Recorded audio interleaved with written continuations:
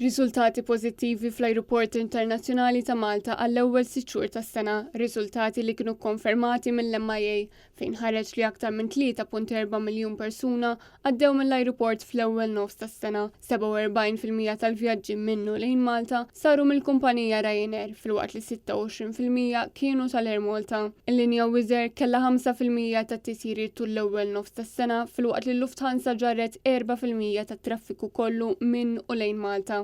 Meta preżenta dawn ir-riżultati, il-kap eżekuttiv tal-MIA Alan Borg spjega li bħalissa għaddej investiment fuq l-ewwel fażi tal-proġett tal-espansjoni tat-terminal. Ħabbarna wkoll numru ta' investimenti li ħanibdew xogħlijiet fuq ir-ristrutturar ta' secondary runway tagħna biex imbagħad ikunu nistgħu ninvestu wkoll fil-primary runway tagħna u forsi iktar importanti ħabbarna wkoll l-ewwel fażi ta' tkabbir tat-terminal tagħna li ħanibdew billi nkabbru l-entraturi għall-airport tagħna, ġifieri kemm il-Schengen area u non-Schengen area ħajkunu qed jikbru b'mod sinifikanti f'dan il-proġett. Il-kap eżekuttiv tal-MIA stqar ma' Net News illi l-impatt tal-gwerra fl-Ukrajna kif ukoll l-inflazzjoni li qed tolqot ħafna pajjiżi jaf ikollha impatt negattiv fuq it-turiżmu għax-xhur li ġejjin.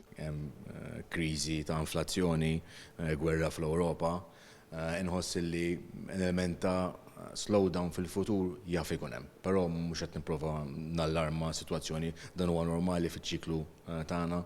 Intant l-akbar numru ta' turisti li żaru Malta fl-ewwel 6 xhur kienu mill-Italja waqt li fit-tieni post hemm ir-Renju Unit, bit-turisti Franċiżi jiġu fit-tielet post mit-total. Intqal li l-kumpanija Eurowings qed joperaw mill-ġdid fl-Ajruport Internazzjonali ta' Malta wara 5 snin, filwaqt li l-Air Serbia bdiet ittir mill-ġdid lejn Malta mix-xitwa li għaddiet. Skont dawn ir-riżultati, kull turist nefaq f'pajjiżna 8.2% iżjed meta kkumparat mas-sena 2019, waqt li n-nefqa ta' barranin li jiġu Malta għax għandhom post hawn jew għax joqogħdu mal-ħbieb naqset bi 3.4%.